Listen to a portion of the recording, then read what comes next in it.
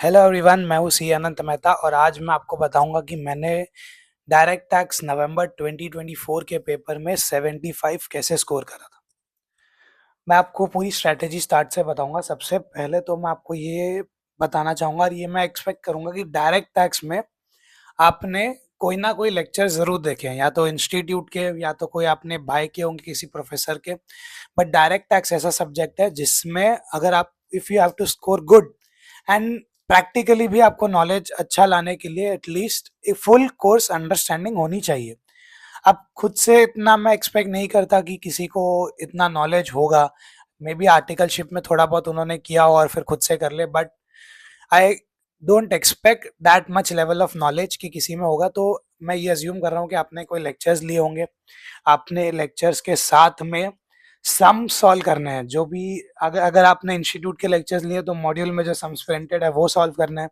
अगर किसी प्रोफेसर के लेक्चर्स लिए तो उन्होंने आपको एक क्वेश्चन बैंक दिया होगा, वो सॉल्व करना है। सम्स की प्रैक्टिस तभी होनी चाहिए जब उन प्रोफेसर ने आपको वो सब्जेक्ट सिखाया है, डायरेक्ट टैक्स में स्पेशली। क्योंकि डायरेक्ट टैक्स ज़्यादा कंसेप्चुअल बेस्ड पेपर होता है, आपको कंसेप्चुअल अंडरस्टैंडिंग भी चाहिए होती है और आपको प्रैक्टिस भी चाहिए होता है। तो सबसे पहले आपको ये करना है, आपको लेक्चर्स फिनिश करना है एंड आपको साथ में सम्स करना है एक सेट।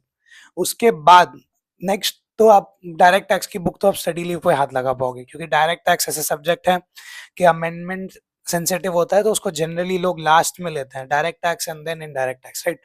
तो मैंने भी अराउंड दिसंबर के एंड तक मैंने डायरेक्ट टैक्स खत्म किया था और मेरा अटेम्प्ट नवंबर था, तो उसके पिछले दिसंबर पे मैंने दिसंबर 23 के अराउंड मेरा डायरेक्ट टैक्स खत्म हुआ था। दिसंबर और मिड जैन तक शायद खत्म हुआ था।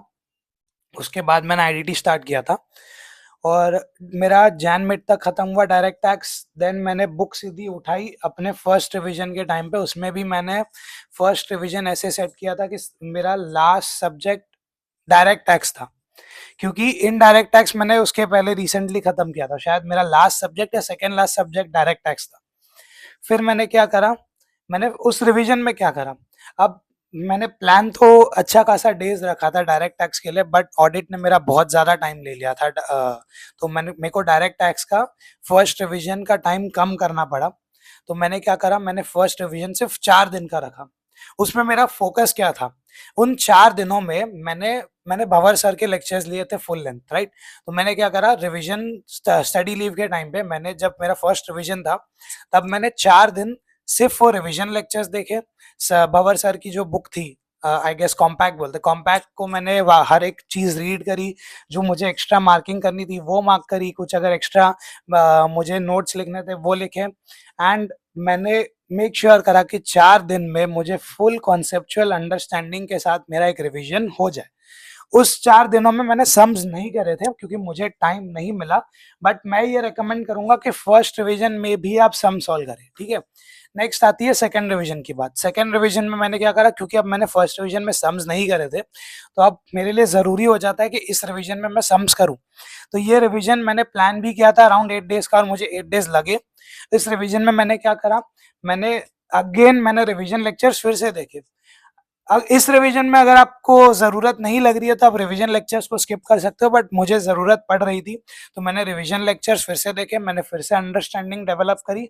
मैंने और इस बार मैंने सारे सम्स जो भी भंवर सर ने अपनी कंपाइलर में प्रिंटेड थे वो सारे सम्स मैंने फिर से प्रैक्टिस करे। राइटिंग में तो सारे सम्स ऑब्वियसली पॉसिबल नहीं थे, कुछ सम्स जो मुझे लग रहे थे मैंने राइटिंग में करे, कुछ सम्स जो मुझे लग रहे थे मैंने ओरली करे, कुछ सम्स ऐसे ही मैंने उनके सोल्यूशंस चेक कर लिए। ऐसे करते करते but I made sure that I have gone through each of these sums second revision में। और ये मेरा 8 डेज का रिवीजन था।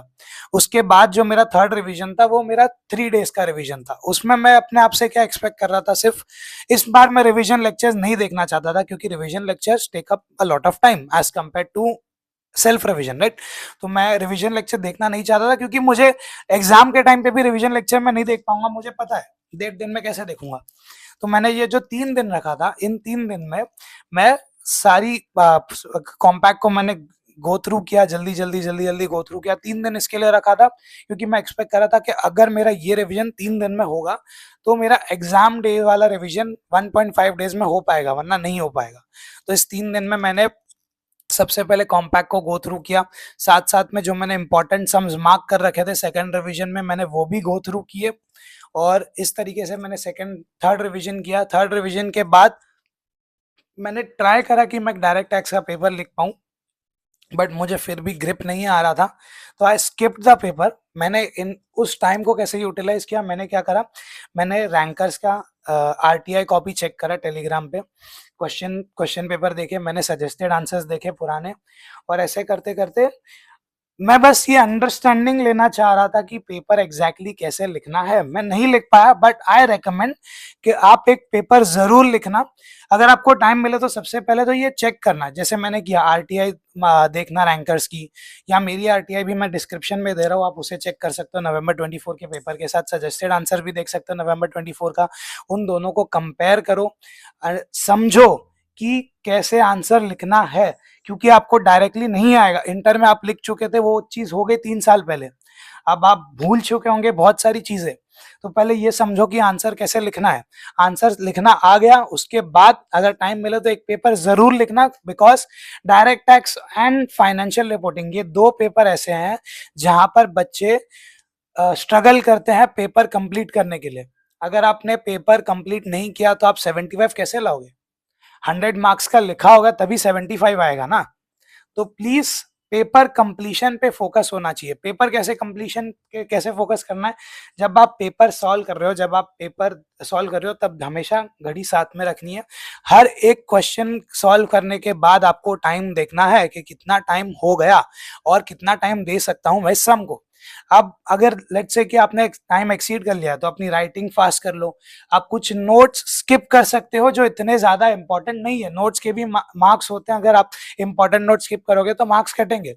बट एक बैलेंस स्ट्राइक करना पड़ेगा आपको टाइम के बीच में और जो नोट्स आप स्किप कर रहे हो उसके बीच में, ठीक है। हमेशा इक्विवेलेंट वेटेज की चीजों पे ध्यान रखो। लेट्स से 5 मार्क्स से अगर 2 क्वेश्चन है और 10 मार्क्स का एक क्वेश्चन है, अगर मैं उसको अच्छे से सॉल्व कर चुका हूँ, उसमें 1-2 नोट्स नहीं है, तो भी मुझे 8 या 9 मार्क्स आएंगे, 7 या 8 मार्क्स आ जाएंगे, चलो। और मैं सारे नोट्स लिख दूं तो भी मुझे 8 या 9 मार्क्स आएंगे। कितना गेन हुआ? सिर्फ 1 मार्क का। बट अगर 2 5 मार्क के क्वेश्चन है, और अगर मैंने फर्स्ट जो 10 मार्क वाला था वो थोड़ा ऊपर ऊपर से कर लिया, दूसरे फिर मैं 5 मार्क का क्वेश्चन सॉल्व कर रहा हूँ, उसको मैंने भी एक लेवल तक सॉल्व कर दिया, तो उसमें मुझे 3 या 4 मार्क आएंगे। उसमें गेन कितना मिलेगा? 3 या 4 मार्क का, राइट। तो आपका इंक्रीमेंटल मार्क्स, जो वेटेज इंक्रीज हो रहा है आपका मार्क्स इंक्रीमेंटल, वो किस में हो रहा है? जब आप ज्यादा क्वेश्चंस अटेंड करोगे। ये चीज दिमाग में बिठा लेना, ये सारे पेपरों के लिए वैलिड है कि आपको हमेशा पेपर कंप्लीशन पे फोकस करना है, क्योंकि एक एडिशनल क्वेश्चन सॉल्व करने से इंक्रीमेंटल मार्क्स ज्यादा मिलेंगे रादर देन एक क्वेश्चन को परफेक्शन पे सॉल्व करने पे, ठीक है।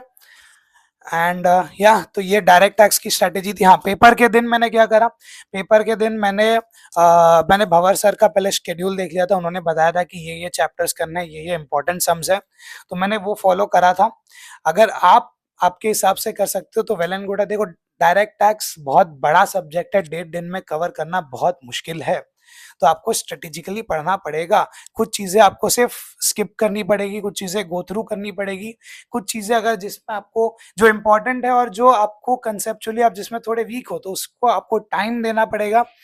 उस 1.5 दिन में कुछ क्वेश्चंस भी आपको सॉल्व करने पड़ेंगे, क्योंकि आपको वापस से रिवाइज करना पड़ेगा कि क्वेश्चन कैसे करते हैं, राइटिंग में नहीं तो एटलीस्ट ओरली, और एटलीस्ट पेपर उस दिन भी देख लेना, किसी की आरटीआई कॉपी। सजेस्टेड आंसर उस दिन पे मैं प्रेफर करूंगा कि मत देखना, क्योंकि दिक्कत ये होगी कि सजेस्टेड आंसर जो है वो एक्सट्रीम पॉसिबल होते हैं, मतलब उतनी ज्यादा पॉसिबल, उतना ज्यादा करेक्ट करना किसी आंसर को पॉसिबल नहीं है। आप आरटीआई देखना, समझना कि एक नॉर्मल इंसान कैसे लिख रहा है। उसके अलावा मैंने एक और चीज करी थी जो मैं आपको बताना चाह रहा था, कि सेकेंड रिवीजन के बाद और सेकेंड और थर्ड रिवीजन के बीच में एक मैंने केस स्टडीज जब मैंने सॉल्व करी थी एमसीक्यूज वाली, तब मुझे बहुत कम मार्क्स आते। जब सेकेंड रिवीजन के टाइम पे मैंने ट्राई करी थी तो मुझे बहुत कम मार्क्स आ रहे थे, तो मैं स्ट्रगल कर रहा था कि एमसीक्यूज को मैं कैसे सॉल्व करूंगा।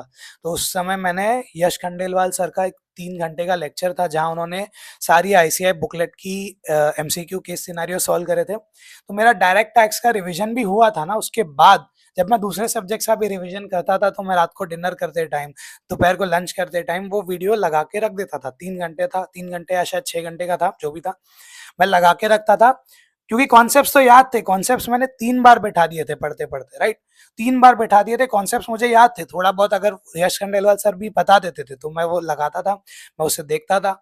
मैं ऐसे करते करते मैंने सारे केस सिनेरियोज देख लिए थे जो सर ने सॉल्व करे थे, और इस तरीके से थोड़ी मेरी एमसीक्यू पे कॉन्फिडेंस डेवलप हुआ।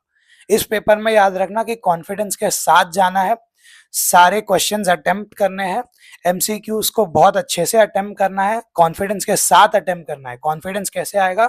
जब आपने एमसीक्यूज के लिए प्रिपेयर किया होगा। तो प्लीज ये मेरी रिक्वेस्ट है, एमसीक्यूज के लिए भी प्रिपेयर करना और पेपर के लिए भी प्रिपेयर करना जैसे मैंने बताया। और उसके अलावा कुछ क्वेरीज हैं तो आप इस वीडियो के कमेंट में डाल सकते हो, मेरे टेलीग्राम चैनल पे पूछ सकते हो, और मेरी आरटीआई कॉपीज जो है वो अटैच्ड है, ड्राइव लिंक दिया हुआ है। Okay, good luck, best of luck.